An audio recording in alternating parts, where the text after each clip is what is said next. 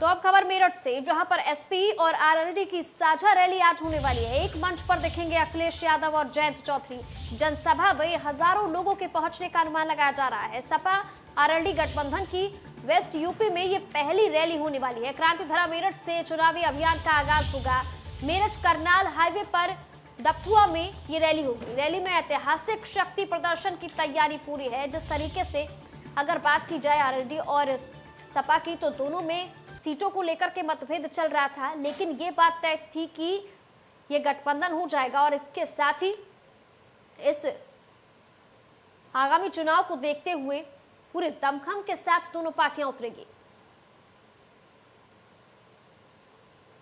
तो वहीं मेरठ के दफुआ में होने वाली सपा रालोद की संयुक्त परिवर्तन संदेश रैली ऐतिहासिक होने वाली है। रैली स्थल पर सपा रालोद के कार्यकर्ता बड़ी संख्या में पहुंचने शुरू हो गए हैं। सपा सुप्रीमो अखिलेश यादव और रालोद सुप्रीमो जयंत चौधरी एक साथ हेलीकॉप्टर से पहुंचेंगे और यहां से हुंकार भरेंगे। रैली स्थल को पर जाकर के वहां पर तमाम तैयारियां क्या कुछ हैं ये भी हम आपको बताएंगे। वहां पर पोस्टर लगाए गए हैं, इसके साथ ही बड़े बड़े स्टैचू भी बनाए गए हैं। आज उस परिवर्तन संदेश रैली में गठबंधन की तस्वीर साफ हो सकती है। रैली स्थल से जायजा लिया है हमारे संवाददाता सनुज शर्मा ने। देखिए इस खास रिपोर्ट में।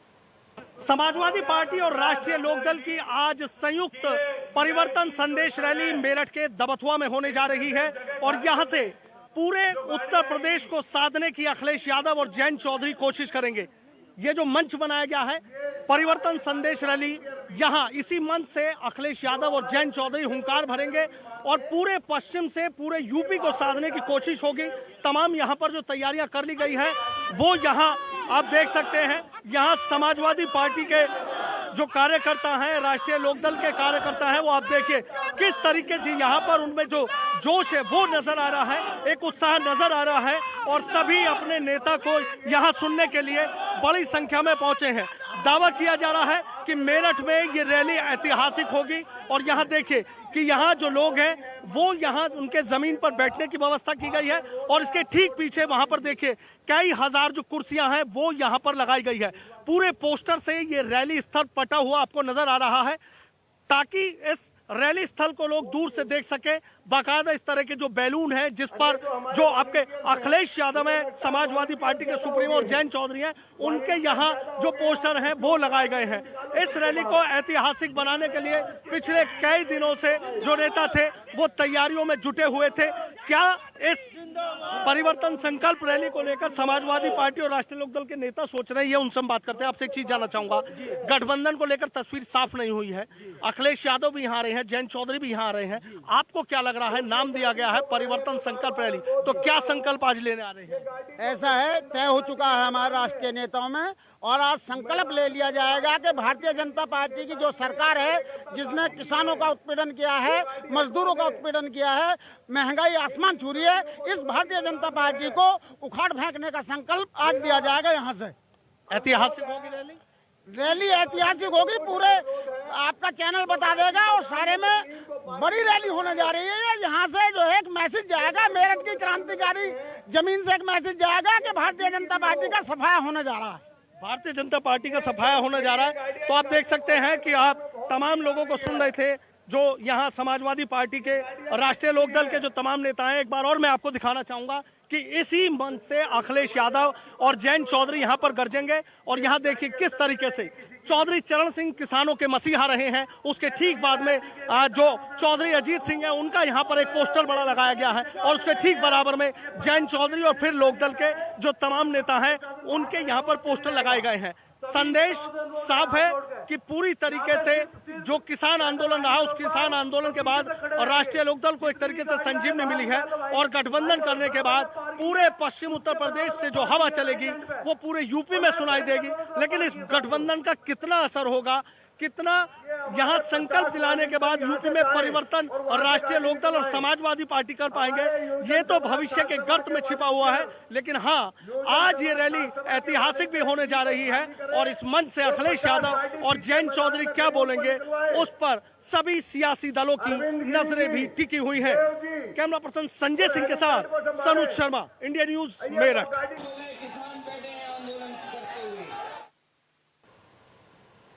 तो वहीं एसपी और आरएलडी की ये ऐतिहासिक रैली होने वाली है, परिवर्तन संदेश रैली। इसको लेकर के तैयारियां पूरी हो चुकी हैं। रैली में गठबंधन की ये तस्वीर साफ हो सकती है। जिस तरीके से लगातार खबरें सामने आ रही थी कि कुछ सीटों को लेकर के अभी भी बात बनती नजर नहीं आ रही है, लेकिन मुलाकात के बाद क्या कुछ बात हुई है और मुलाकात के बाद अब ये गठबंधन कितना मजबूत होने वाला है, ये तस्वीर आज साफ हो जाएगी इस परिवर्तन संदेश रैली के बाद से ही। और इसको लेकर के तमाम तैयारियां पूरी हो चुकी हैं। भारी संख्या में हुजूम यहां पर देखने को मिल सकता है आज के दिन। तो बड़ी जानकारी तस्वीरों के साथ आप तक पहुंचा रहे हैं।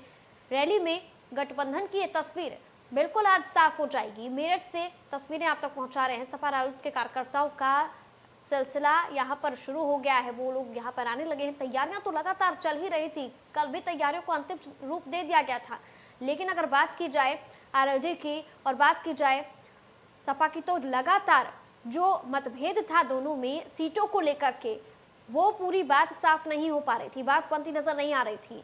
इसके बाद दोनों के बीच, जयंत चौधरी के और अखिलेश यादव के बीच मुलाकात भी हुई। उस मुलाकात में क्या कुछ निकला है, ये आज साफ हो जाएगा कि ये गठबंधन आखिर कितना मजबूत है और यहाँ से ज्यादा वोट जुटाने की कोशिश की जाएगी। आज मेरठ में ये परिवर्तन संदेश रैली ऐतिहासिक होने वाली है।